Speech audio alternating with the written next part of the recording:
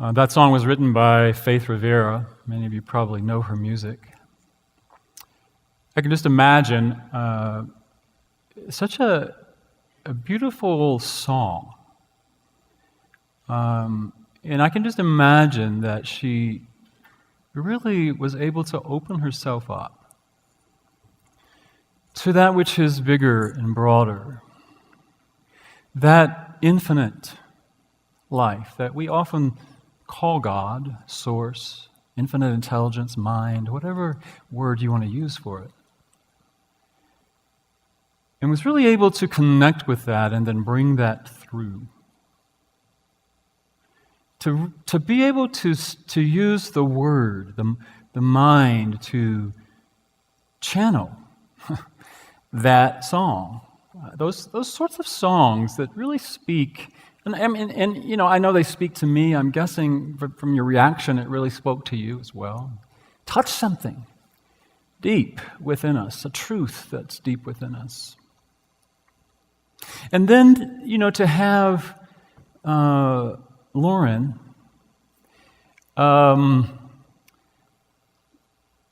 then be the vessel through which that music plays. That Lauren, in her willingness, opens up to be the instrument for the divine, for this.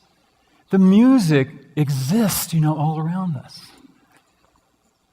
And this idea of just opening up, sort of like you have these physical ears, but there's these deeper ears that sort of just open up, and you connect with the music that is in what Charles Fillmore would call the ethers, out there somewhere.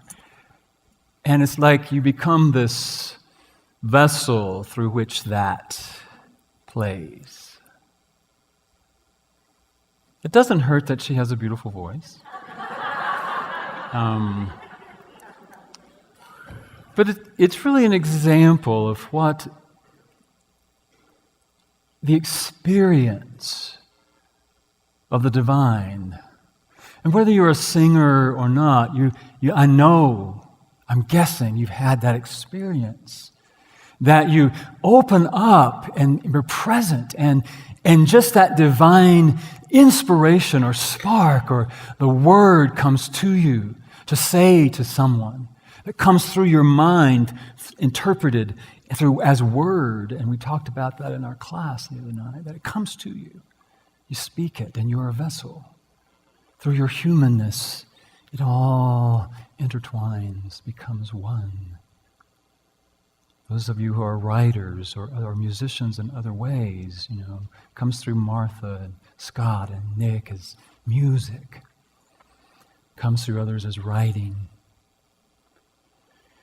But this idea that wherever I am, God, or again, creation or life or love is happening in the moment. And we can open up to it, to a conscious awareness of it. You heard earlier that I'm facilitating this book study on It's All God. It's really Starkey's treatise, I believe, on the concept of non-duality. That there's only one. There's only one. And everything is an expression of one. God. He calls it God, even though he also says, that's a charged word for many of us. God can be a charged word because we have so many other associations with that word. Maybe there's a different word. He likes the word spirit. That could be charged as well. I don't know. What's charged for you? Creator kind of gives me this idea of a being. This life, I like this idea of just life. It's life that is living itself, evolving itself, expanding itself everywhere. Science shows us that the universe, the known universe, continues to expand. just as we do. We evolve, we expand, we grow. And that's the life that we call God expressing. We're all experiencing it. So that's what he's saying in the book. And how can we come into awareness of that? We can live in awareness of that. It's a primary tenet of the unity movement, non-duality, as the name unity would indicate, right? There's only one. We are in unity as that one, and we are in unity with all that is. That's the very first principle of unity, that it's only one. There are 5 principles in unity. The first one says there's only one power, only one presence, and we call it God, usually, the absolute. The second principle of unity says that we are that life in expression. We are that life expressing. Wherein Phyllis and I, you heard earlier, there's going to be another book study on I Am the Word. Same thing. It's all saying the same thing. We were sharing earlier, yesterday I was talking with someone and said, it's truth. There's truth is truth. Truth is always true. Truth is truth. There's so many different ways to say it. Sometimes when I get up here on Sunday, I think I say the same thing over and over and over and over and over. How many ways can you come up to speak what is true? None of this, for many of you, none of this is new information. But the Word says, in the beginning was the Word, and the Word became flesh. In the beginning was God, in the beginning was God, and God became flesh, and God is continuing to become flesh as all things, as you and me. I'm also reading a lot of books, and I get real confused sometimes about what's in what book. Richard Rohr's latest release called The Universal Christ. And that's where I'll be next weekend. I'm going to the conference in Albuquerque that he has put together on the Universal Christ. And for a Franciscan priest, he's always been very much in tune with really what we teach in unity, but this idea that the Christ is that universal energy, that it imbues all, that we are that made flesh. And again, it's always working itself out in us. So this idea that we are that, there's only one and we are that, but not only that, again, as we know, we as human beings can become consciously aware that we are that. Unlike some, and there's also debate about that, but we are supposedly, evidence to the contrary, that we are the most evolved beings, and that we can become consciousness. We can become consciously aware that we are that. And so, not only that, but that as we do that, as we become consciously aware that there's only one, we are that one, so is everything else, that in that, as we teach it in unity, is what we believe Jesus was saying when he said, you will know the truth, and the truth will set you free. You will know that truth, that there's only one. You are that one, and as you become consciously aware of that, as you evolve to become a consciousness, with a big C, that you're free.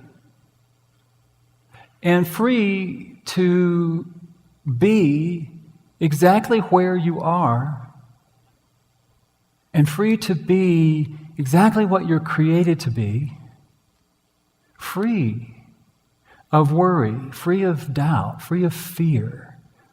Now, again, we're all evolving to that. And what Starkey says, and I think what others say as well, is that we often think of that as duality, that there's our human self, there's this human and there's this material world and our humanness, and then there's this divine self or this divine world, this spirituality, that we are spirit having a human experience. But maybe we are spirit having a spiritual experience. But the idea is that they're not separate. They're the same. There's not my spirit and my humanness. There's only one. And as I looked at the creation myth that we have in Genesis, it talks about we are created as the image likeness of the divine. It says, in our image, let us create them.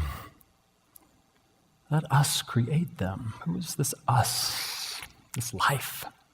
Masculine, feminine, all of it. One life. I love that idea of this infinity symbol, that it's all life expressing with no end, and we're right there in the center of it. If we choose to be. There's no separation. And in that is freedom. The freedom to express. And the freedom really to be exactly where we are in our humanness. To honor our humanness while at the same time knowing our divinity.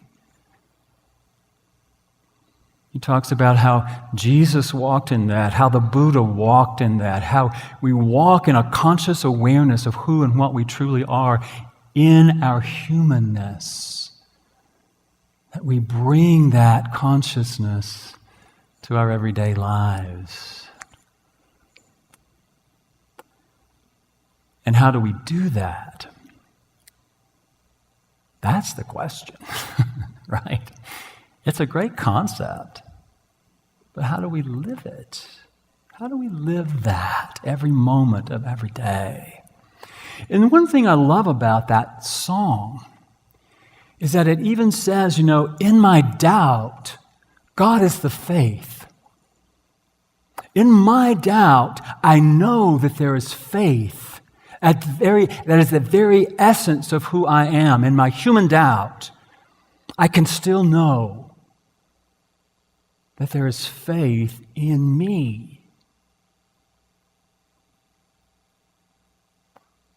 When I am fearful, I can know that there is knowing, there is strength in me. And I can choose that wherever I am. Going back to the idea that I was talking about of being the vessel, it takes a conscious choice, a conscious awareness. And sorry, Lauren, you're being my example today. So it takes a conscious choice. I mean, it's not like Lauren just gets up here and opens her mouth and this beautiful voice comes out. Yes, and she has spent years preparing for that. She was out there this morning vocalizing, getting ready, warming up, getting ready to be the vessel. But she knows that she has prepared herself and that it's possible that when she gets up to sing, to be the instrument, to connect with that which is broader than her, that she can open up to that and allow her humanness to be the vessel for that deeper connection. So first of all, we have to believe it's possible. We have to believe it's possible.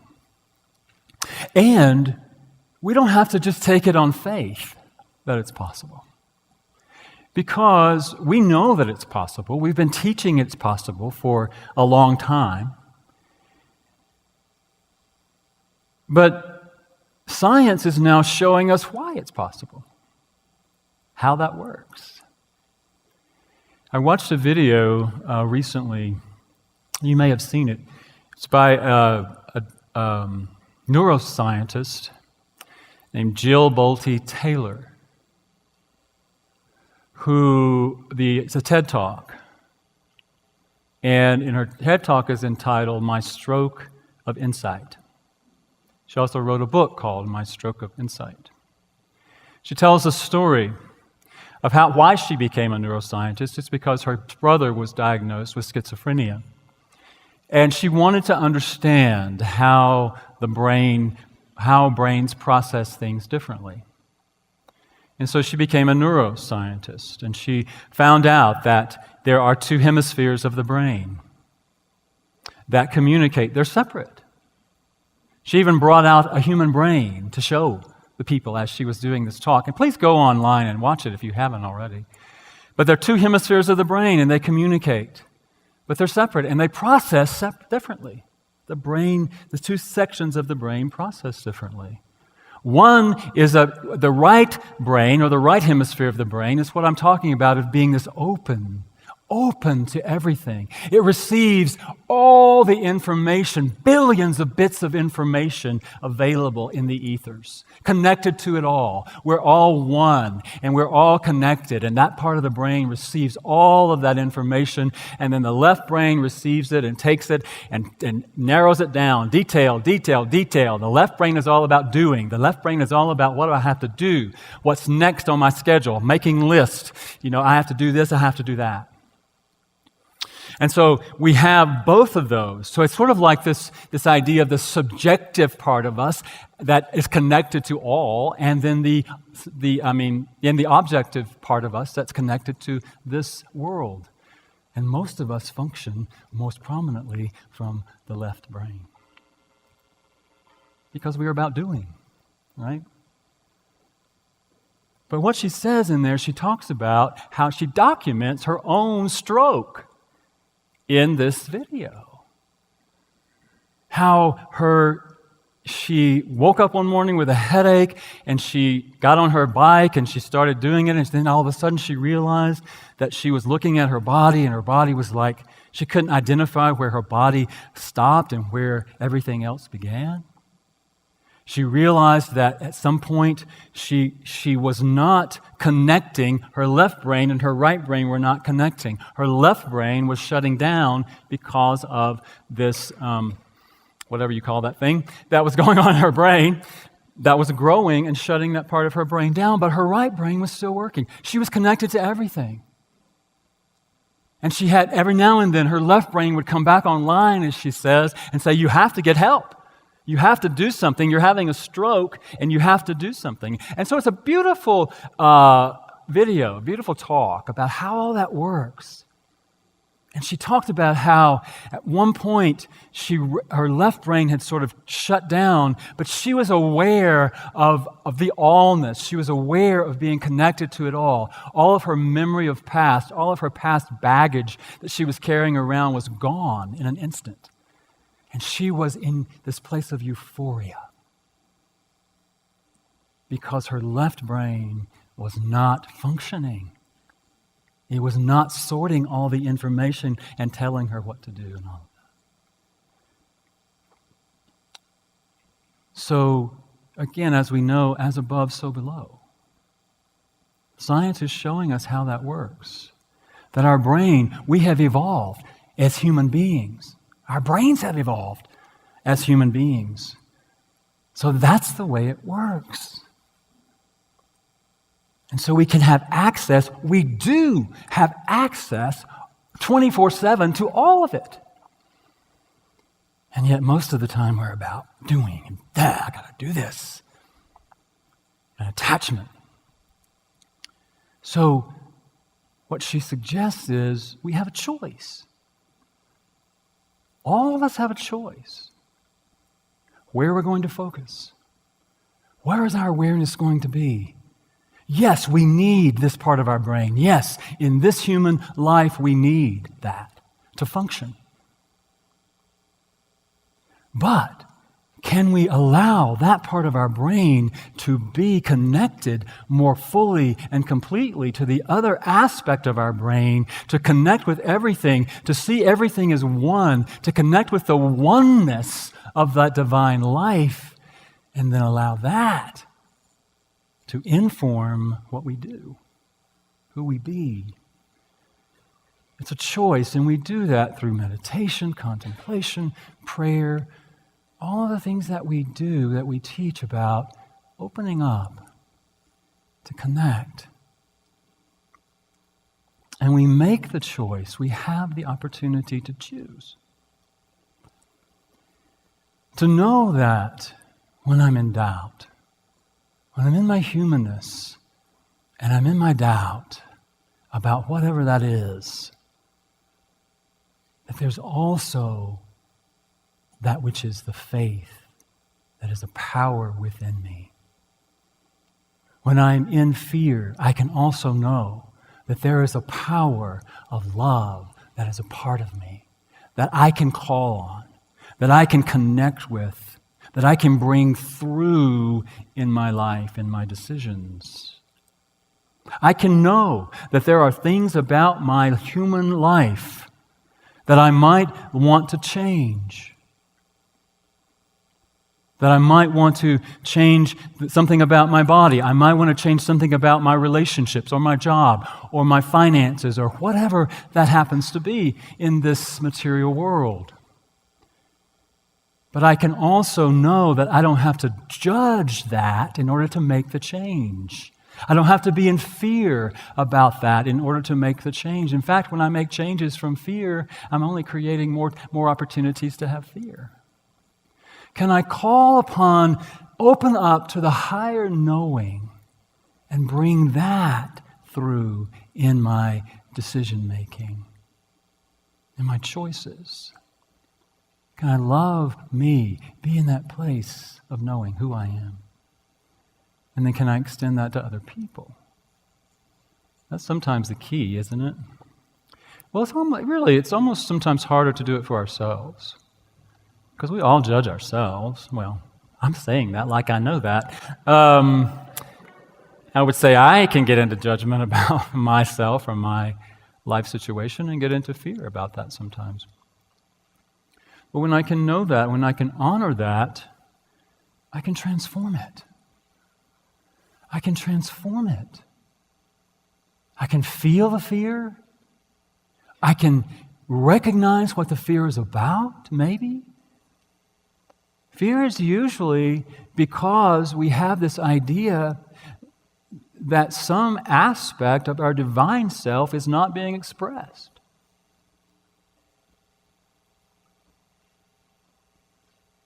I get into fear because I have this idea that I'm not experiencing the abundance or prosperity of my divine self. I get into fear because I think I'm not experiencing the love that is a part of my divine self, or the safety, or anything that I associate with my divine self. When I'm in my humanness, I can see, oh, this is not happening. I'm in fear. Or I can call upon, I can feel it, I can say, whoa, that's interesting, and then call upon my divine self and say, transform that for me.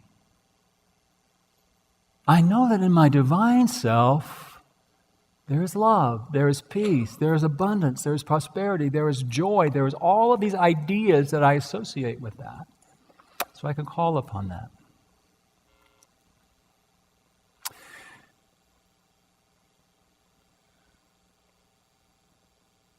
So the idea,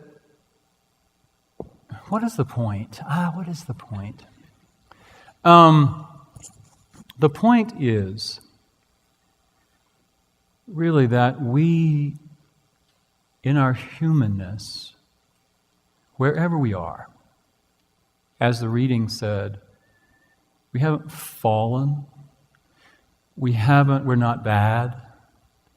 Wherever we are is okay, because we're in the process of evolving, of knowing who we truly are, becoming consciously aware of our true nature, consciously aware of who we truly are as consciousness itself.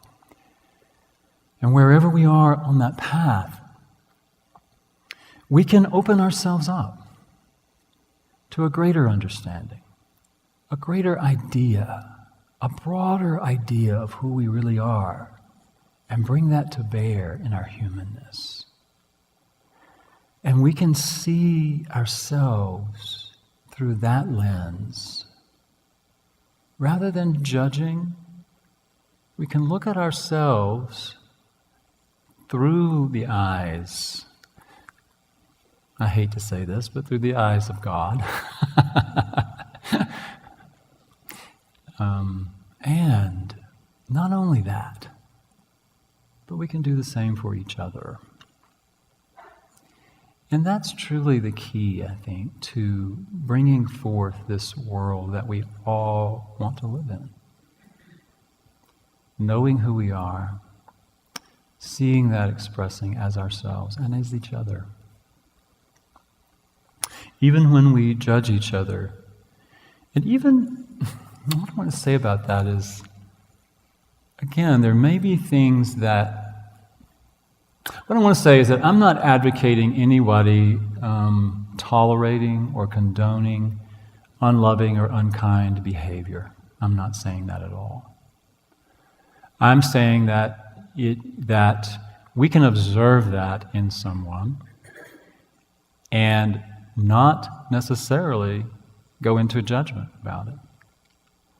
We can see through that to the divine within them. And as we do that, we not only raise our own consciousness and vibration, but we help to raise theirs and the consciousness of humanity. So I think that's our practice, to be aware of what comes up for us in our humanness. When we judge ourselves or judge each other, what's happening in that? And then to transform that.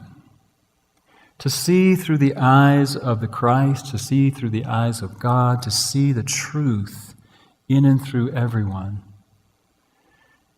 And to make decisions about our lives from that place of consciousness. To make choices that support us. Now, if somebody is in your life who is harmful, unkind, unloving, doing things that are hurtful, I'm not saying you have to stay there.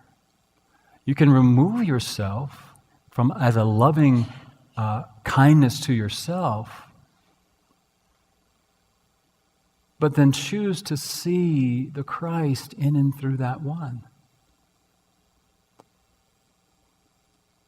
Because that's how we affect change in ourselves and in the world.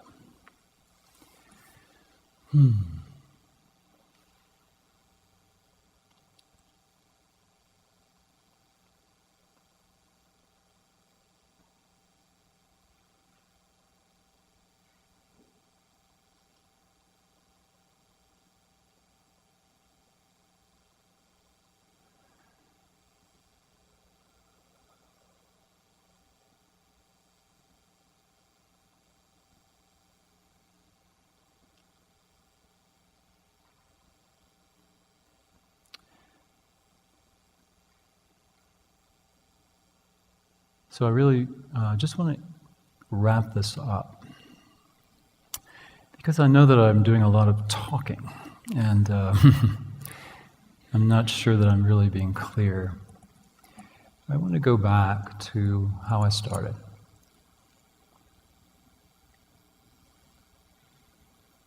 And that is this idea that each of us,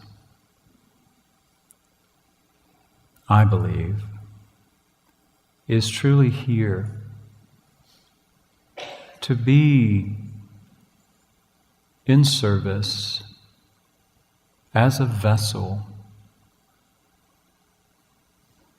for this creative life force, intelligence, love, and life expressing in the moment as us. And that we have the choice in every moment to open to that. Yes, it takes practice. It takes preparation. It takes our willingness to change, to shift our perspective. It takes our willingness to open ourselves up, to be those vessels, to pray, to meditate, to take time in the silence, to condition our minds with that power and presence, and to be open to allowing ourselves to be those vessels. Just like the music. The music is simply a metaphor for life itself, that it's all around us. We can tune into it. We can open up to the awareness of the one life, the one power, the one presence that is living as us. And we can use our left brain, our intelligence, our decision-making ability to choose actions, to choose words, to choose thoughts that reflect that divine knowing. And in doing that, we free ourselves. We bring that to the world around us. And in doing that, we transform human consciousness. And in transforming human consciousness, we transform the material, the effect of human consciousness. And so there's only one. There are not two. And you are created as the image, likeness of that divine life. And you have the possibility and the potential to know that consciously and to make conscious choices that reflect that truth every moment. And we do it step by step, choice by choice, thought by thought. I am a vessel. I am a channel. I am open to the divine life that is living as me.